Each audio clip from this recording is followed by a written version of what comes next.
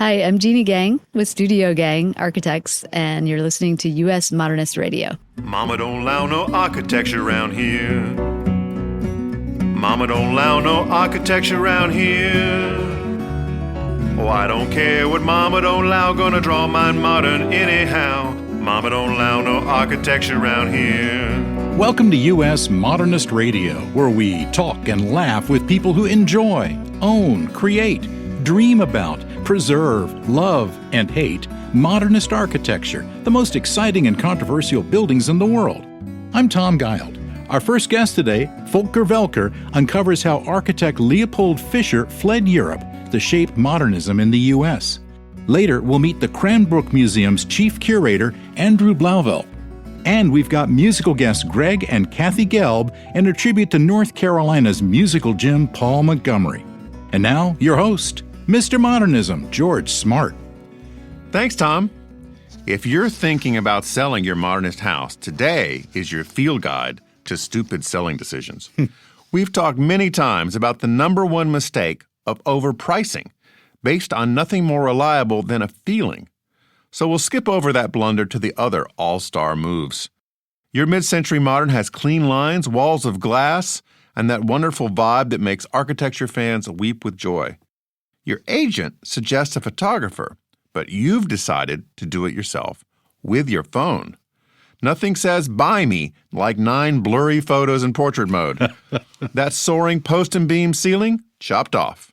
The floor-to-ceiling windows, well, maybe you get one of them. The stunning cantilevered section, not pictured, but we did get great shots of your laundry hamper and your toilet. Next, furniture. There's nothing wrong with filling your modernist house with inherited furniture or the entire Pottery Barn catalog. But when it looks like a Cracker Barrel exploded inside, and every inch of wall space is covered with photographs of kids, dogs, and dead relatives, it's time to clean out. And by clean, you're probably going to fill a storage unit or a dumpster. Those clear story windows designed to provide beautiful indirect light, they're blocked by a super heavy 9-foot artificial fig tree in a plastic basket. The floating fireplace that anchors your living room, surrounded with accent tables and throw pillows, looks like a neighboring TJ Maxx blew in during a hurricane. Greet potential buyers with 17 plug-in air fresheners in clean linen scent. Oh, please. That suggests more of a chemical fire than a cozy bed. And be sure that huge Live, Laugh, Love sign, written in cursive, is prominent in the kitchen.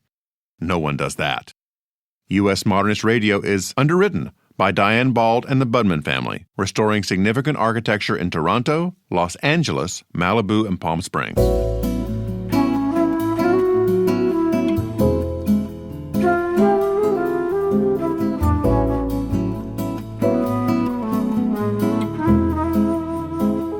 A professor with a PhD from the University of Edinburgh. Go Scotland! Sure, Volker Welter explores stories of identity and exile in modern architecture, uncovering how architects who fled Nazi Germany shaped the modern homes we love today. His books include Ernst L. Freud, architect, Sigmund's son.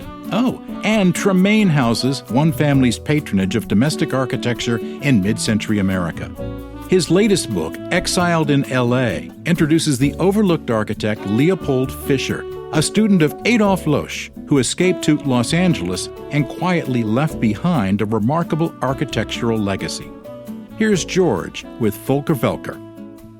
I am so happy today to get this guest on the show, Volker Welter. Thanks for coming on. I've been trying to get you on U.S. Modernist Radio for years.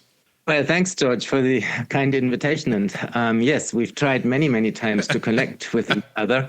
But to be quite honest, I'm a little nervous having a poolside talk. And so I'll actually prefer this kind of setting. It seems to be a little more suited for a scholar than right. Sort of lounging poolside and thinking we can talk architecture. Well, I will try to get my cap and gown out, and I will dress appropriately for you, Welker. It's so nice to talk with you. You have done so many great books about architecture, and I want to go back in time to one you did now 10 years ago, which is on Walter White, a name most people don't know. Who was Walter White? Walter White was also somebody I did not know at all when I stumbled across the Alexander House in Palm Springs. And I noticed that there was a certain overlap with the name of a psychoanalyst who I had worked a little bit on when I did a book on Ernst Freud, the architect son of Sigmund Freud. And that's how I came across Walter White, who was a local to the desert. He was born in San Bernardino, practiced right after the Second World War, mostly in the Palm Desert area. And it suddenly turned out that he was really responsible for creating huge parts of Palm Desert in La Quinta, trying to become an architect without proper architectural training as an architecture school. His father was a builder. And he was a local architect in the area who created sort of modernist architecture, but sort of on a small scale, on a really affordable scale for people who settled permanently in the desert, not necessarily from LA, who then had like weekend houses in the desert. And that was a project which I did actually work with students on. And it was, for me, as somebody who is not native to California, who is sort of came from Europe to California, was an absolute eye-opener in terms of what one can actually find out or discover in Californian architectural history if one decides not to go down the well-trodden paths, which of course in the desert means you look at Wexler and other well-known architects and you suddenly discover there is this kind of substratum of builders, architects, self-made architects, or people who sort of got into architecture, and they, I think, create as much exciting modernist architecture of all varieties as do the big names. And that's how I got onto Walter White. And that was also 10 years ago when I, for the first time, heard the name of Leopold Fischer. But I can get back to that a little later. The next book I want to talk about is Tremaine Houses, One Family's Patronage of Domestic Architecture in Mid-Century America, which is from 2019. I knew of a couple of Tremaine houses, but it seems like there were 25 or 30 of them that they commissioned? I mean, there were certainly 25, 30 designs for Tremaine houses, but just like you, I knew about the Tremaine house, which Neutra designed in Montecito, the suburb to Santa Barbara. And then I knew that there was a design for a Tremaine beach house by Oscar Niemeyer. So those are the two famous ones. And the initial plan was, I'll just do an essay on these two projects, the Tremaine house and the beach house by Niemeyer. And then when I started the research, it suddenly became clear that there is one Tremaine house after the others. And as you know, Santa Barbara, University of California, Santa Barbara, we have the Architecture and Design Collection, which by sheer coincidence had lots of materials by a local architect, Luther Maria Riggs, who was the go-to architect for the Tremaine families in California. And so we had all this material there, including correspondence with Niemeyer. And that's how the idea came to write a book actually on a client rather than on an architect. Yeah. What drove these two brothers and their wives to become these major patrons of mid-century modern architecture. And I mean, they start in the 1930s with a great house in Montecito by Luther Maria Riggs, the von Romberg Tremaine house. And they ended with sort of smaller projects by Cliff May did a project in Ireland for them, and Philip Johnson did various projects for properties one branch of the family had in the Connecticut area. And it was a great project. I mean, we are talking a lot about in architectural history, sort of who actually designs the building. Is it the architect whose name or the firm whose name is attached to the drawings, or is it the person who is then assigned to be the project architect? And I think the clients are another part of this equation, because I'm, as an architect, may have great ideas, but if you, as my client, don't come along with me, then it will not happen. And then the client obviously has ideas, and so the architect is the one who has to negotiate. And so I think it is important to raise awareness of clients, the importance of clients. And without the Tremaines, I mean, many of these really well-known houses would have never existed. We may have never seen the houses. And so I think it's important to bring them into the equation and present them into the equation. And the Tremaines, I think, were a happy circumstance that there was this archive, that parts of the family are local in the Santa Barbara area. And so it's one of those books which I sometimes describe, they write themselves. And I can't really write as fast as sort of I want to finish this, because at some point it becomes so clear how you write up this story Yes. that then keep typing away and trying to finish this project. But it was a great, great fun project to do. One of the things I like about your books, Volker, is that they are for everybody. They're very easy to go through. They have great illustrations and diagrams.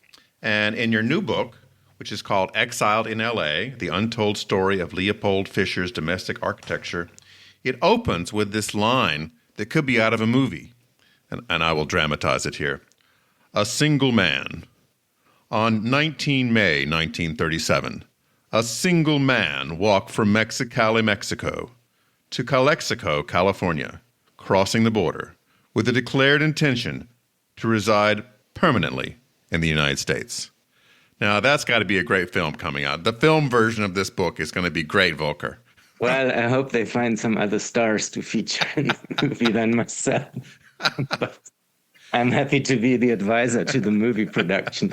But I mean, I'm very thrilled that you picked up on this introductory line, and also your earlier comment that the books seem to or strike you as accessible. I mean, I like writing that way. And I mean, I am in academia, but I'm not the greatest, if you so want, theorist who really likes to delve deeply into sort of theories and applies them. And also in my background, I mean, I did study architecture, but I also worked for over a decade. I was the correspondent, Great Britain and Ireland correspondent for a German architectural weekly called Blauvelt. Often I think back about this, I'm actually really grateful because, you know, you get sort of write 500 words and then you write 500 words. And they trained me also in a way to write that which makes it accessible to architects and to at least the public which is interested in and this. To mere mortals like me who are not architects. And it's also writing history, I think, is also telling stories. And it's not inventing stories, but it is sort of telling stories. And I think Leopold Fischer was really an interesting character because, as I mentioned earlier, I came across this name for the first time when I looked at Walter White. And there was one project they worked together on in India, which was a mortgage bank or some kind of mortgage financing house. And there was a building sign which read Leopold Fischer, architect, and Walter S. White, designer. And I did at that point a quick search, who was this Leopold Fischer, and figured out very quickly that he was a student of Adolf Loos, or Loos, as my students say, the great Austrian sort of modernist. He was kind of ground zero for a number of famous architects, wasn't he? I know. I mean, and this is what excited me from even 10 years ago when I came across Fischer's name, because I thought the two of the most famous architects in Californian architectural history, Rudolf Schindler and Richard Neutra, they were students of Adolf Loos. And I thought, this is really interesting. There was a third student of Adolf Loos apparently practicing in Southern California.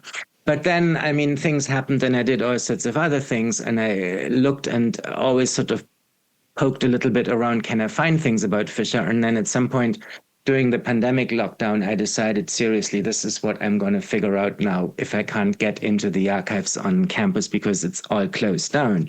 Again, it was a happy coincidence that everybody was locked down in their houses. And once I had the first addresses where houses were, and owners were really happy that somebody was coming and was claiming this is a famous architect and looking at their houses.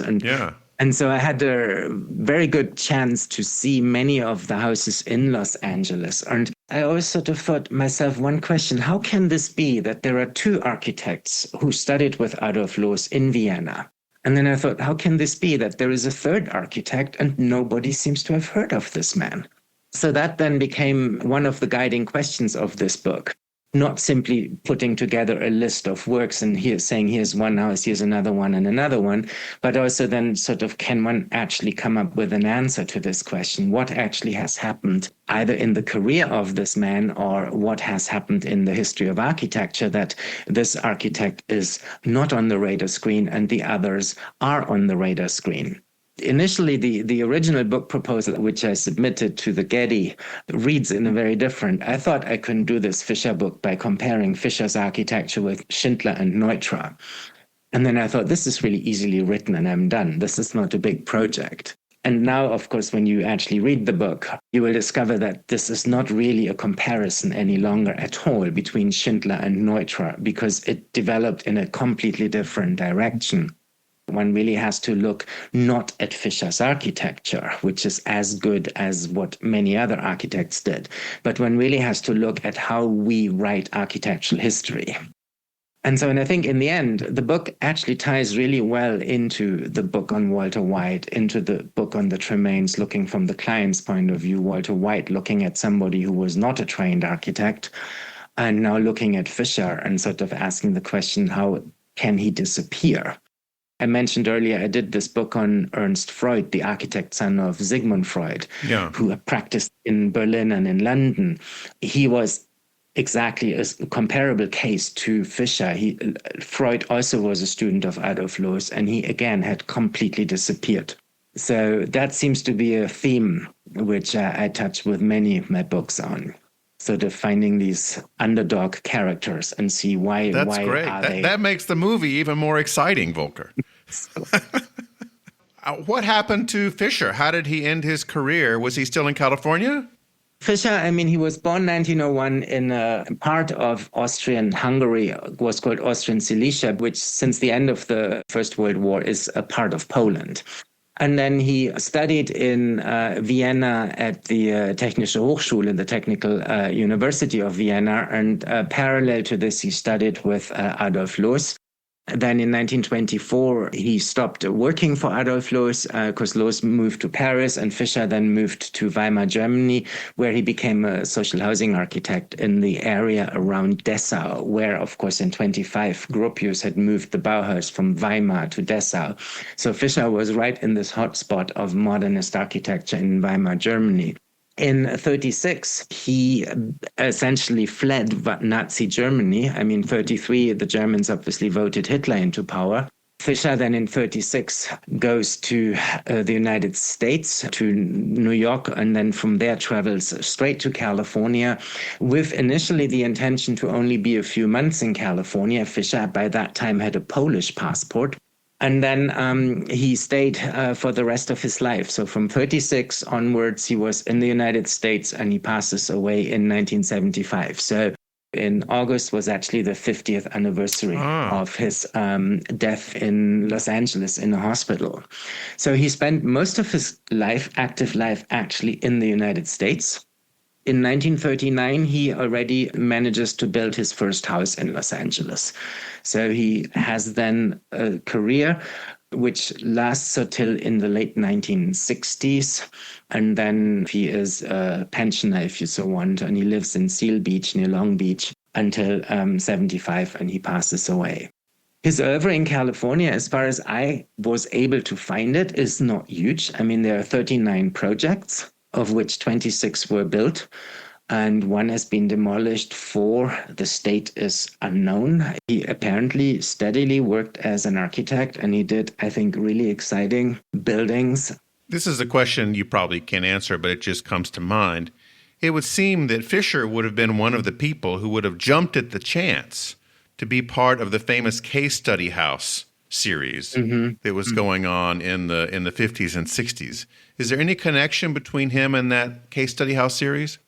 This is really an interesting question, because the case study houses I also had in my initial book proposals, sort of Schindler, Neutra case study houses. Now, first of all, there is no known archive about Leopold Fischer, either his private papers or professional papers. They don't seem to exist anywhere in California. I found a few blueprints with some homeowners and a few scattered documents here and there. There is no archive or no collection of Fischer in Germany or in Austria. He did a few projects in Poland as well.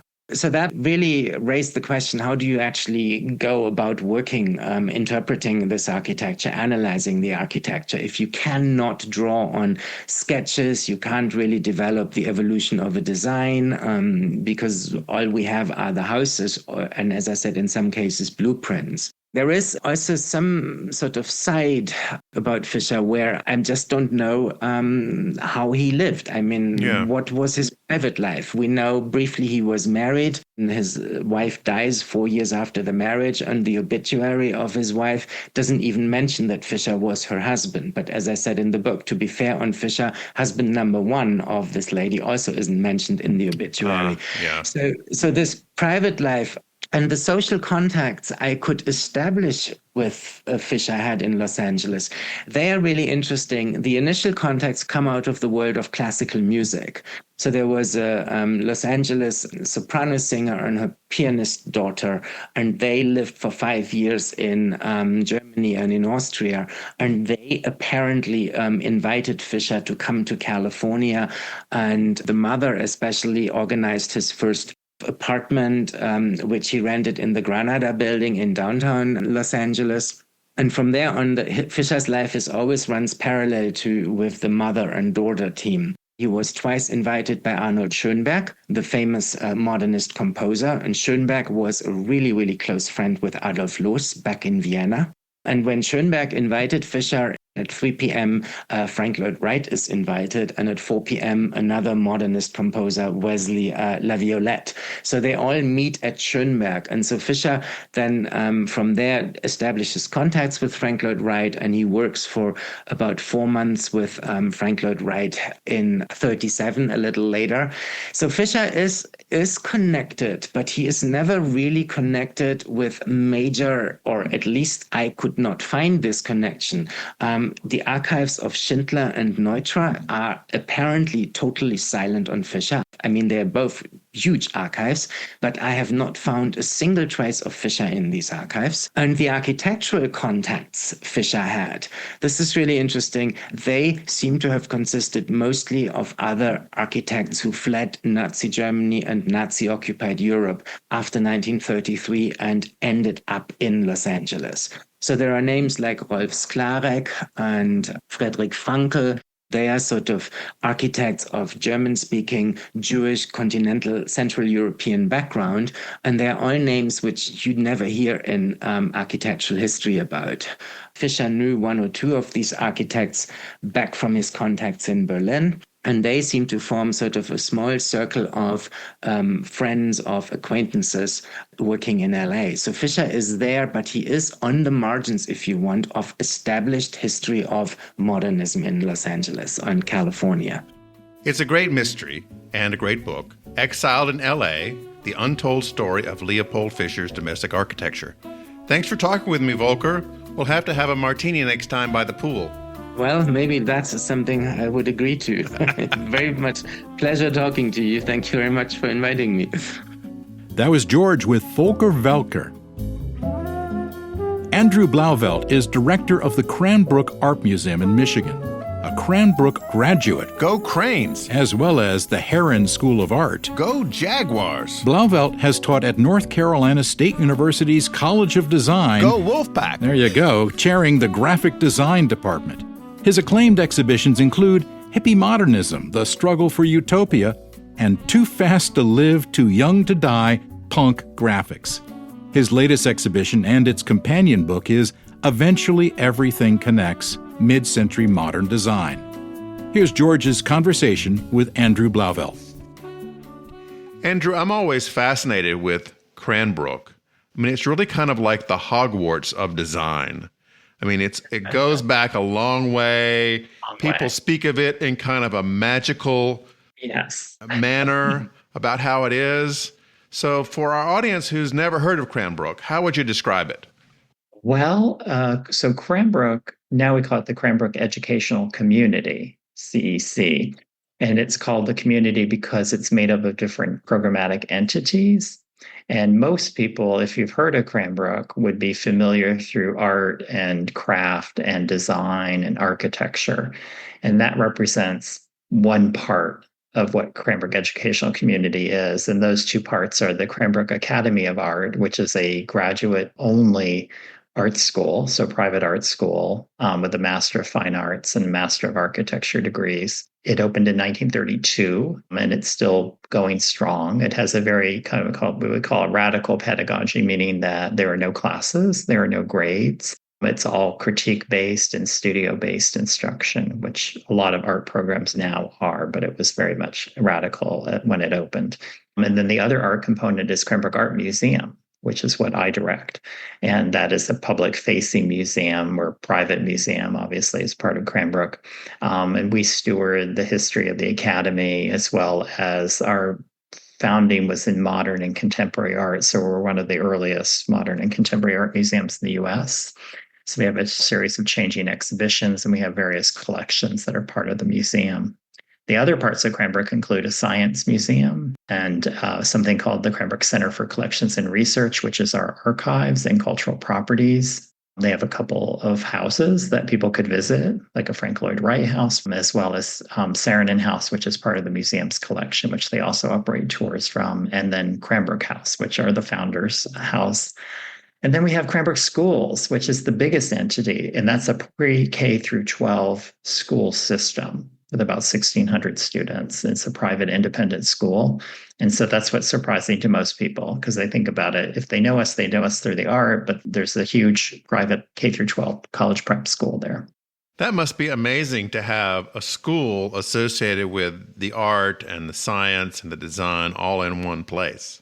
Yeah, so that's the magic. There's really nothing quite like it in terms of how it's structured. So it's art, science, and nature, and education, of course, writ large. And so what we're missing is the undergraduate college experience, because we have the graduate art students and we have the high school kids and below. So yeah, we're missing the college part, but we're much like a college campus. It's about 320 acres.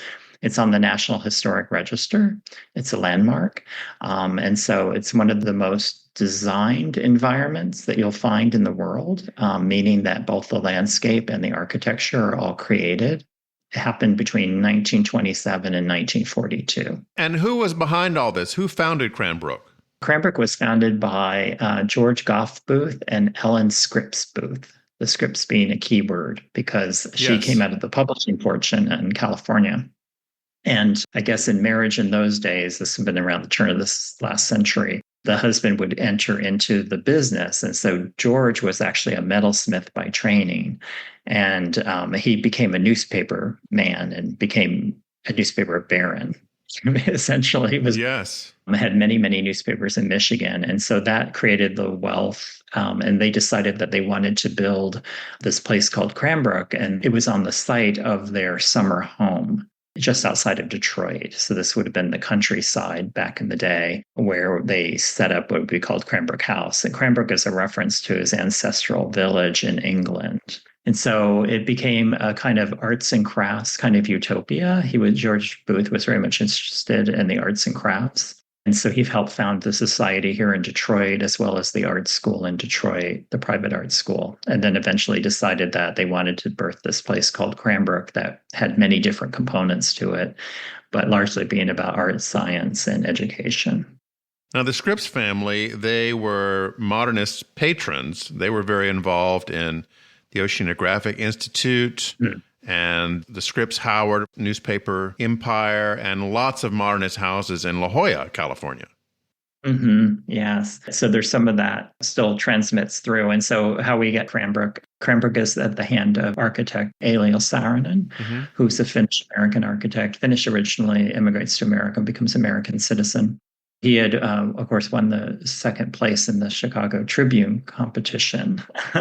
Some people thought he should have received first place, but that came with some prize money. And I think Finland was in a bit of an economic recession at the time, so he decided to strike out in America. But he ends up coming to the U.S., to Chicago, actually, and then ends up getting a teaching assignment in Ann Arbor, Michigan, which is nearby. And lo and behold, one of his students is Henry Scripps Booth, the son of George Booth.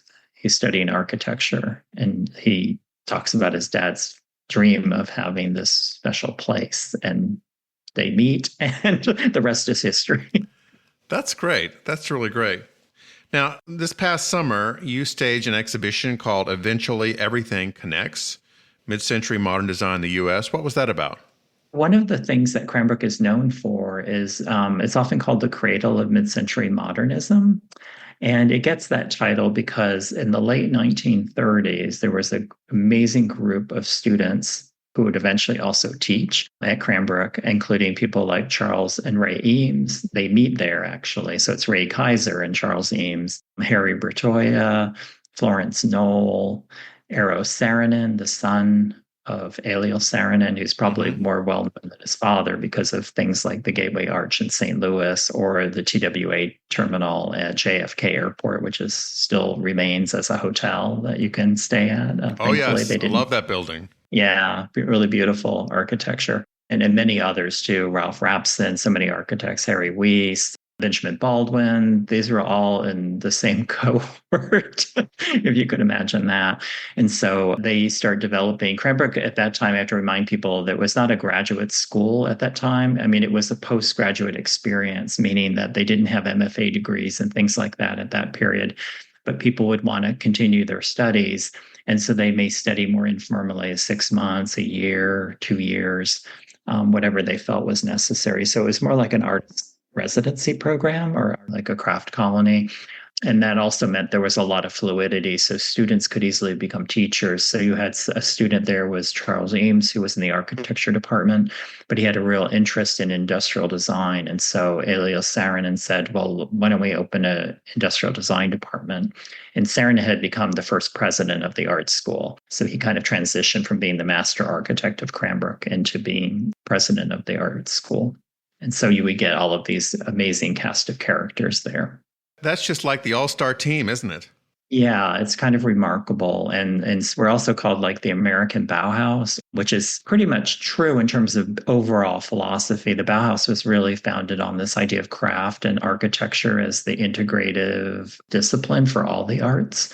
And Cranbrook was like that, but its philosophy was different because of the Finnish and Swedish background of a lot of the early instructors. So some people call it the Scandinavian Bauhaus.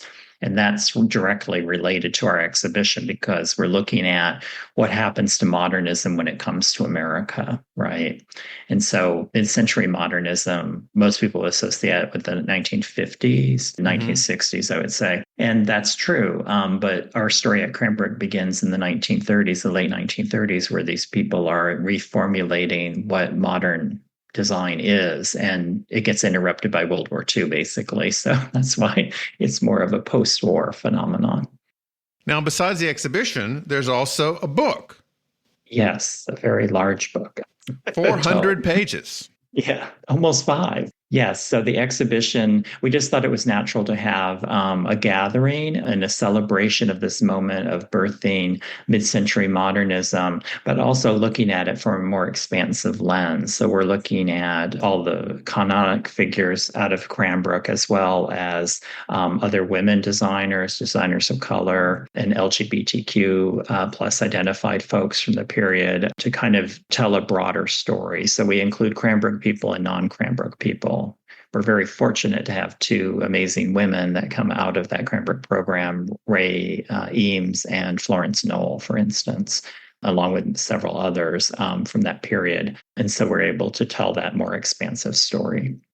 It really is an incredible array of talent that is there both in the exhibition and the book, which I've seen. How long did this take to put together, Andrew? It was a 3-year research project. So we started first on the book, researching some of it we knew, of course, the Cranbrook folks, but other figures we needed to basically discover and unearth. And we had a lot of help from a lot of different people. There's about 28 scholars represented in the book, writing about a lot of these figures who have not really been talked about much before and would not be part on someone's lips if they knew, mid-century design. We should also probably say what mid-century design is, right? So the easiest thing for people to grasp these days is like Mad Men and like the popular television series in the time period it was set in the post-war period.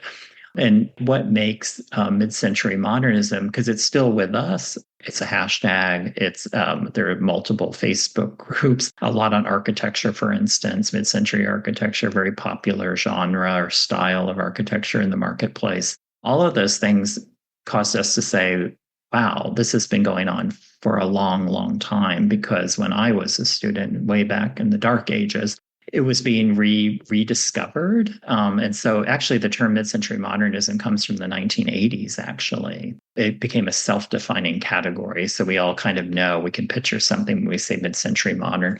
It's really an American form of modernism, which is what really interested us. It's different than the Bauhaus version of modernism, which was very much about the machine aesthetic, glass and steel, 90-degree angles. The epitome would have been the machine. And with mid-century modernism, it's different. They wanted to reintroduce many of the things that had been banished under such a doctrinaire European modernism, like color, texture, ornamentation, fun, curves.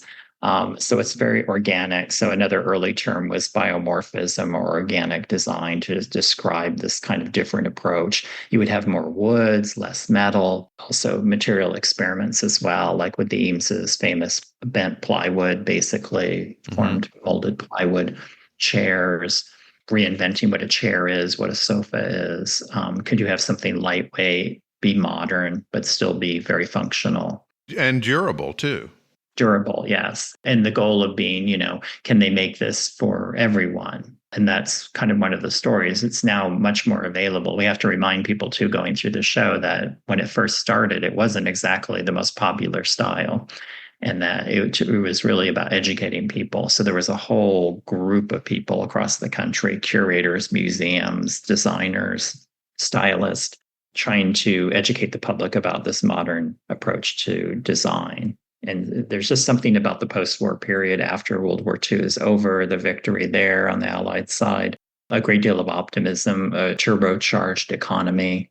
All of those things really helped. And people really did want the future. They weren't so interested in the past because what the past had given them. So less formal, less traditional, and you needed all those elements. Like one of the stories we talk about in the show is that the development of textiles is really important, because the kinds of fabrics that you might have available to use as drapes or upholstery, for instance, would have been fairly traditional at that time. And so this allowed a great deal of new experiments and opportunities for new colors and fibers and textures to kind of emerge. And so a lot of these people were like designing chairs, but they had no modern upholstery. Right? So they had to create that. They had to make that. Now, Cranbrook, of course, is a huge success. About the same time was the Black Mountain Institute in North Carolina, which was not a success, really, and folded after not too long. Yeah. I think principally because, architects are never really good at business, and Cranbrook had a patron, right, to keep it going. Yes, very important. Yes, a distinction. And so Booth, had a vision. He really wanted the arts to be central, but he also wanted people to experience that too. So he kind of fronted all the buildings that are there. And if people Google, you will see some of the beauty. There's fountains and bronze sculptures and landscapes that are all integrated into the fabric of the buildings. And the building styles vary from, as you said, Hogwarts. So kind of an Anglophile, more Booth-led, I would say. That's the first set of buildings at the school from 1927 are really tapping into that. It's a bit arts and crafts, I would say, but it's definitely that kind of Hogwarts kind of feel, but amazing. And then you would go to they built a girls' school in 1931. And so that one is called Kingswood. And that one has much more of a prairie school influence. Frank Lloyd Wright was a friend or a frenemy, I would say. Right. And as he was for many people. Yes, exactly. And he's probably the only time he was really jealous of anyone was Saarinen, because he had these benefactors. So there was a spare no expense approach to the design and architecture at Kingswood. So everything was bespoke. Skilled labor at making leaded glass windows, each with its own design. All the textiles were woven on site by a group of Swedish weavers who were brought to the United States to weave, because it was not exactly a refined craft form here at the time. Well, that's how you know you've made it, if you can bring your own Swedish weavers to your project. Yes, exactly. So And the beautiful thing is that all of this still exists, and the students there live with all of these things today. And of course, we keep examples at the museum to preserve them forever. But it's a living environment, a living community. And so that's one of the big differences also with Black Mountain. Black Mountain was really radical in its own way, but it was also undergraduate education.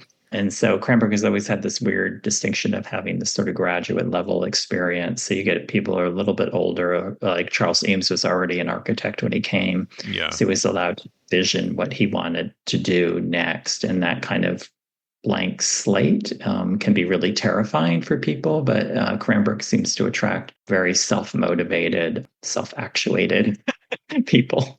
Where can people find out more about Cranbrook? They can go to the Cranbrook website.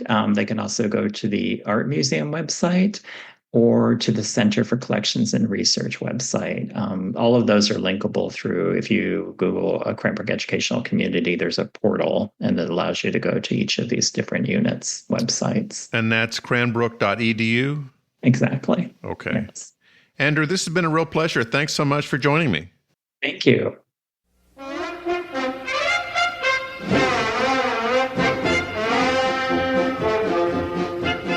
The year is 1961. Nearly every TV station in mid-century America had a unique, locally produced show for kids.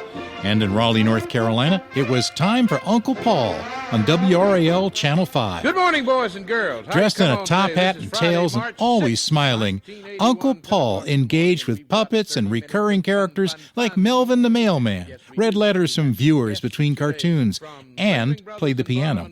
Each show also featured him leading the live studio audience of children around the room in time to a Sousa march. A celebrated pianist who most people did not realize was legally blind, Montgomery was also a key figure in Raleigh's jazz scene. His talent earned him friendships with George Shearing and Alberta Hunter. When the Kids Show ended in 1981, he returned to full-time jazz and old-time music. His daughter, Kathy Montgomery, became an accomplished jazz vocalist in the tradition of Ella Fitzgerald, June Christie, and Carmen McRae. Then she married musician Gregg Gelb, and they've performed to appreciative audiences for 4 decades, appearing together with Group Sax, the North Carolina Jazz Repertory Orchestra, and the North Carolina Symphony. Welcome to the show, Kathy and Gregg. Thank you. Thank you. Nice to be here, George. Oh, it's so nice of you to be here. Gregg, I want to start out by asking you, do you remember my wedding? What? It's coming back, George. It's coming back. I do Gregg remember. actually played Group Sax, came to my wedding in 1984 in the Carolina Inn. Oh, wow. That In the is something. ballroom. All right. Yeah. See, it's coming back to you very slowly. Yeah. Well, I knew the name was familiar, and that's what it was. All right. Peter Ingram Sure. was around. I went to the Y with Peter's sons and knew him from that. And my parents used to hang out at the Frog and Nightgown all the time in its funny. old location on Medland Drive, and then later in the Village subway in what was then called Cameron Village. Sure. And, we just had to have you guys come out for our wedding. And it was great. I mean, you guys were great. fantastic. Did they tip? I don't know. Peter handled it. So Okay. So Group Sax was really a fixture on the Raleigh scene. How did that group get started?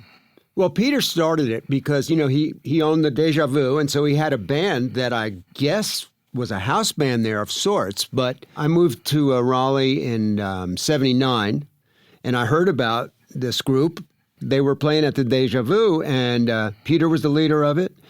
And I remember I went down there and listened to them. They had Ray Codrington, Beverly Botsford, Eddie Paolantonio, Rodney Marsh, and I think Jim Crawford. Yeah, Jim Crawford. was Yeah, there. so it was that group, and I eventually started playing with them, thanks to the real generosity of Rodney Marsh. He said, come on and play. So that's how And I they got started. lasted forever, like 30 years?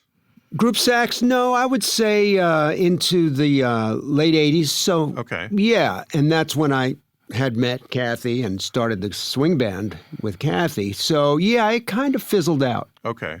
Now, Kathy, tell me about your father and jazz. A lot of people who were around during that time didn't know he was blind because on TV you couldn't tell. Right, yeah. He was born in Mayodan, North Carolina, which is a little mill town right above Greensboro. He was born with a defect in his eyes. So when he was about 7, they sent him to the school for the blind here in Raleigh. Governor Moorhead School. Yeah, the Governor Moorhead School. My grandfather said that he got him a guitar when he was about 3. And he was so small that it had to lay on a chair seat. And then he just was, So he started on guitar, not piano. Right. And he also taught Doc Watson his first guitar chords. Oh, wow. Doc Watson went to school with him. Right. Speaking of visually impaired famous musicians. Yeah. And so they both were at the school for the blind. He was a classical violinist, and actually they had wanted him after he graduated to go to conservatory for classical violin. I mean, he's very versatile, but he started listening to the radio and heard the big bands in the 30s. He did not go to conservatory. He went to UNC, but at the time, the campus at UNC was sort of like a military base because of World War II. He started DJing at a radio station in Chapel Hill, then ended up in Raleigh, back in Raleigh. And then he met my mother at one of those stations where she was working, and they got married. And he moved to Reidsville and was at a radio station there, and then moved back to Raleigh. When they moved to Raleigh, again, then they had me and my sister. And there was a radio and television station called WNAO. It was in a little cinder block house right at Pullen Park, right next to School for the Blind. And actually, looking back on it, I think we had one of the first podcasts at our house because they would come every morning and bring a microphone. And it was called Breakfast with the Montgomerys. Ah. And we had breakfast every morning. And was that on the air? Uh-huh. Oh, that's more than a podcast. Yeah, it was done live. And, I would say brilliant things like, I have to go to the bathroom or, things like that. You have to start somewhere. And I was, I think, 3. There was a big advertisement in the N&O every day or every, few days. But then WRAL came on the scene. So did he go directly from that to hosting the kids' show? There was the Captain 5 show. Okay. And he was a German naval officer or something. Daddy was. He was a character on this Captain 5 show. And he played a Hammond organ. But also he had a noontime variety show.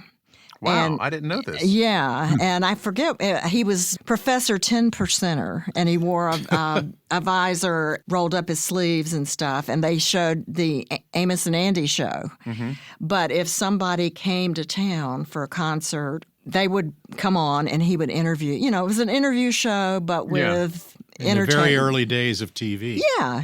It's like make do with what you got. That's right. Wasn't Lionel Hampton on one of them? Yeah, So they did some duets and stuff. And then for a brief time, and it was at a bad stage in my life because I think I was like in the 5th or 6th grade, he was Bozo the Clown. Oh.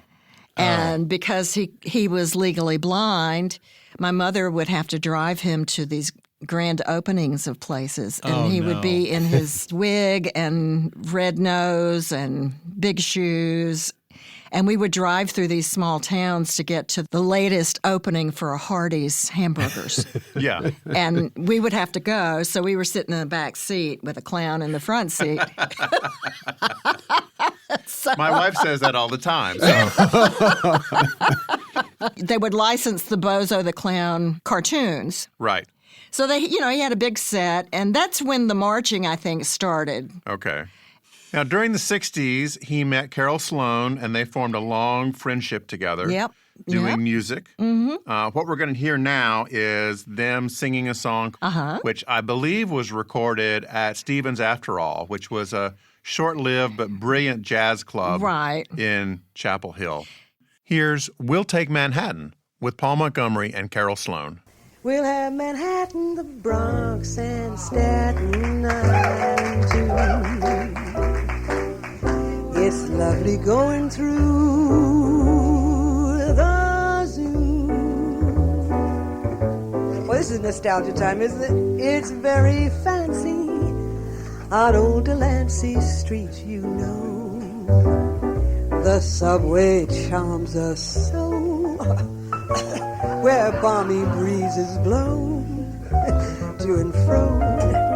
And tell me what street compares with Mott Street in July. Sweet pushcarts gently gliding by. The great big city's a wondrous toy, just made for a girl and boy. We'll turn Manhattan into an isle of joy. We'll have Manhattan. We'll have Gibsonville, the Bronx and Staten Island, Elon College, and Graham and Burlington too.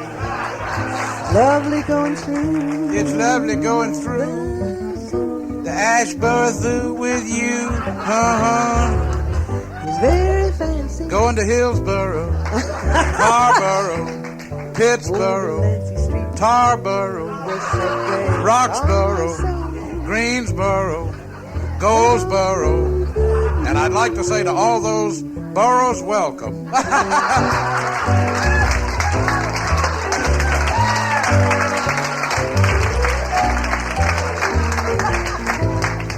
Oh, yes, it's lovely through. Long as you go through Garner and Fuquay,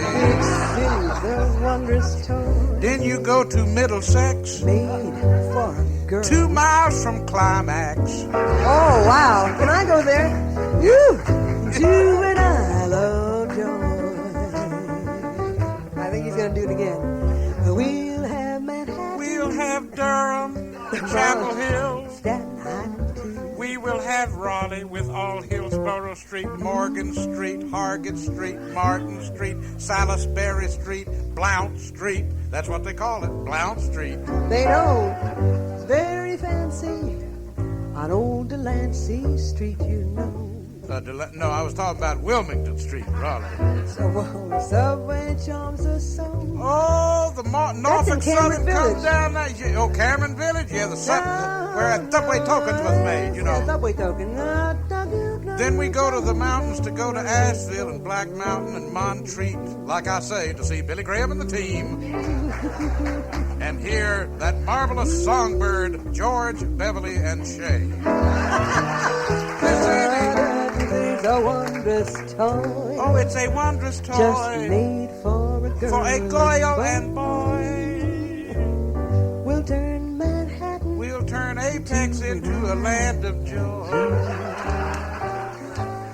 Ooh, we'll have Manhattan. We'll have Mayodan and Madison and Winston-Salem and Walnut Cove and Walkertown and Stoneville and Leaksville, Draper and Spray. They try to call it Eden, but it's the Tri-Cities, you know. They make beer up there, too.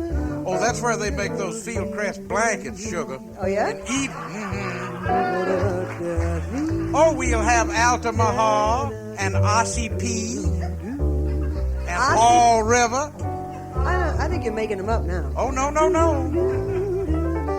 Stem. Selma, Smithfield, and we went to Goldsboro today. Kentstone. And then I see right here that we're going into the ending. The City Charmer. Oh, yeah? Great big charm. You better. Just made for each little girl and boy. We'll have Manhattan into a land of joy.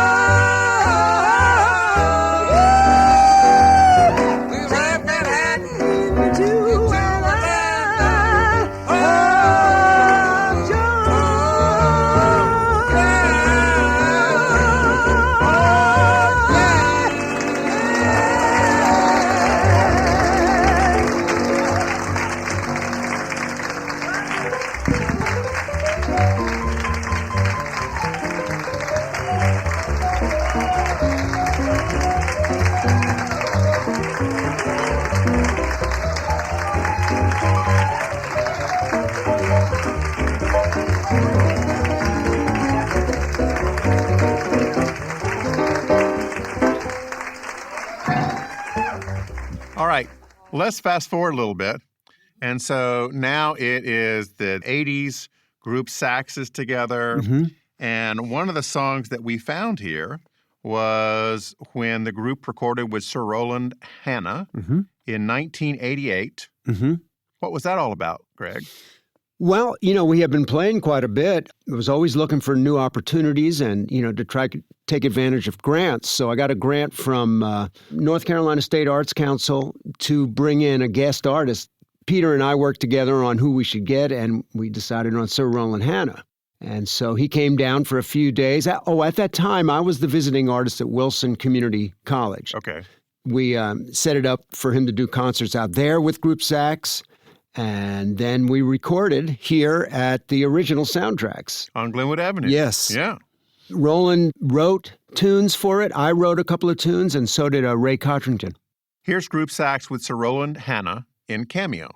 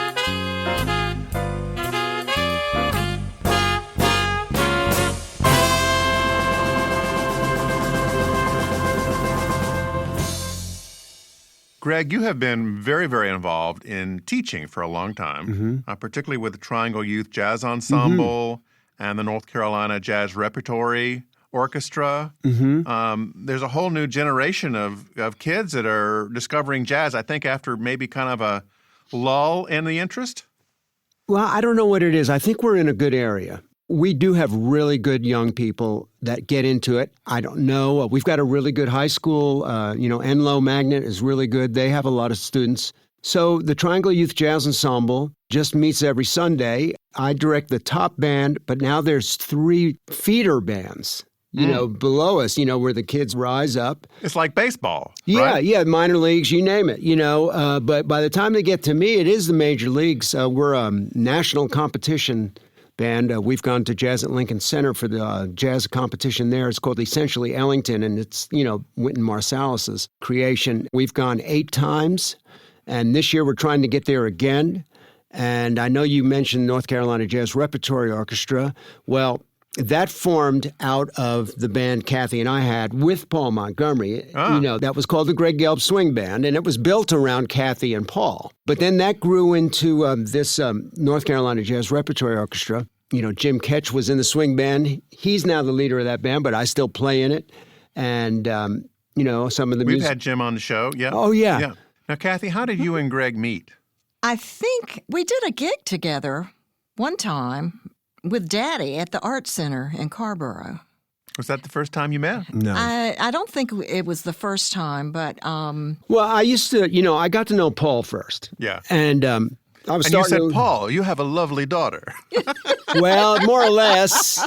Paul would invite everybody over to his house. We had a record club. He had a great record collection. Yeah. I mean, room like this full of records. And he knew where everything was. He's blind, and he's like, hey, what do you want to listen to? And I said, how about some Benny Goodman? And he'd go, well, which label do you want to hear? And he had everything cataloged by label. Yeah. Because he could see the sides of the, records. Yeah. Anyway, I went over there a couple of times, and there was a picture of Kathy. And I said, well, who's that? And he says, that girl? I say, that's my daughter. And I said, wow. And he goes, and she's getting divorced. And I'm like, whoa, okay. So, and then I think it was a couple of times I'd go out and I saw Kathy singing around town. And I think we met at a concert. I think it was a Carol Sloan concert. It was a Sloan concert with Clark Terry, I think. Terry and Bob Brookmeyer. And I saw her there, and that's when it started, really. Yeah, and he was like, well, maybe we could get together and have a drink sometime. Yeah. And I was like, well. Go away. I've just done this, Yeah.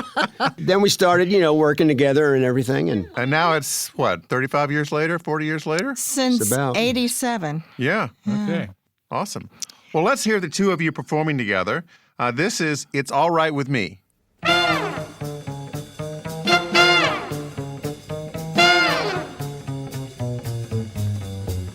It's the wrong time and the wrong place. Though your face is charming, it's the wrong face. It's not his face, but such a charming face that it's all right with me. It's the wrong song in the wrong style. Though your smile is lovely, it's the wrong smile. It's not his smile, but such a lovely smile that it's all right with me. Well, you can't know how happy I am that we met. I'm strangely attracted to you. There's someone I'm trying so hard to forget. Don't you want to forget someone too? It's the wrong game with the wrong chips. Though your lips are tempting, they're the wrong lips. They're not his lips, but they're such tempting lips that if some night you're free, well, it's all right. It's all right. It's all right with me.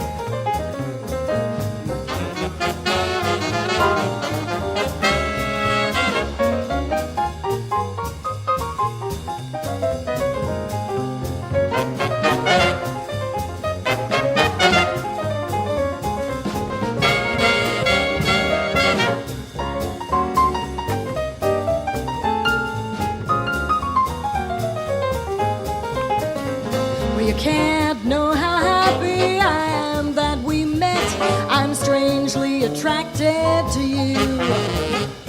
There's someone I'm trying so hard to forget.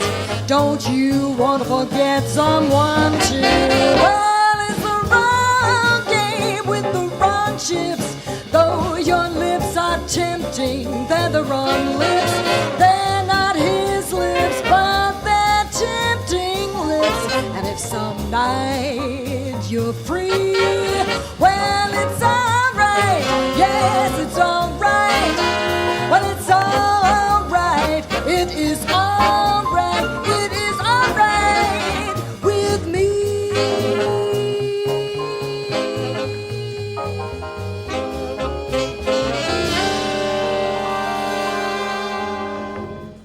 That is fantastic. Boy, Wow. that was something. Haven't heard that in a long That was time. a good band we had. Yeah, that was a good band. Don Gladstone on bass, John Hanks on drums, Jim Ketch, Tom Smith trombone, Rodney on alto saxophone, Jim on trumpet, and I was playing tenor. I wrote the arrangement, and that album was recorded live at the Arts Center. That sounded like it was a nice live performance. Yeah. Yeah, well, we used to play at the Arts Center a lot. In Scarborough. Yeah, we played there New Year's Eve. I think the first year we. Well, that was our debut, actually. That was Scott Warner on the piano. Yeah, that was not Daddy. That wasn't Daddy. Okay. Right. And then you guys play at Sharp 9 in Durham a lot? The North Carolina Jazz Repertoire Orchestra has a steady gig every last Tuesday of the month. Okay. I'm actually going to be doing a show there April 4th. I'm going to be doing a Benny Goodman quartet. Okay. What are some other places people can hear the two of you together? We're going to be playing first night, the Triangle Youth Jazz Ensemble. We've done this now regularly, for years, because Peter Ingram used to do every first night with a jazz group. Then the first week of January, Triangle Youth is going down to the Cameron Art Museum in Wilmington. And then I'll be there with my quartet on April 4th. And, there's a lot of other things going on. I've got a Latin jazz band. What's the name? It's called the La Fiesta Latin Jazz Quintet. And that's got Beverly Botsford in it. So okay. She's still in it. Kathy, Gregg, thank you so much for Thank coming over you, and George. talking with us. Absolutely. And It's nice being here. Yeah. Fun talking about it. It's good to keep playing music, for sure. Thanks for listening. U.S. Modernist Radio is underwritten by Diane Bald and the Budman family, restoring significant architecture in Toronto, Los Angeles, Malibu, and Palm Springs. Okay, Tom? Visit usmodernist.org's massive archives to listen to past shows, discover documentation of 25,000 significant modernist houses, and access 5 million pages of classic 20th century architecture magazines. U.S. Modernist Radio is produced by Soundtracks Recording Studios in Raleigh, North Carolina. Our theme song was performed by George Smart and Robinson Earl, with guest research by Bobby Morris. Got a guest to suggest for the show? Write her at bobby@usmodernist.org. U.S. Modernist Radio is a production of Modernist Archive Incorporated, a nonprofit educational archive for the documentation, preservation, and promotion of modernist residential design. I'm Tom Guile. George and I'll be back soon with another edition of U.S. Modernist Radio. And we promise we won't record it on our iPhone.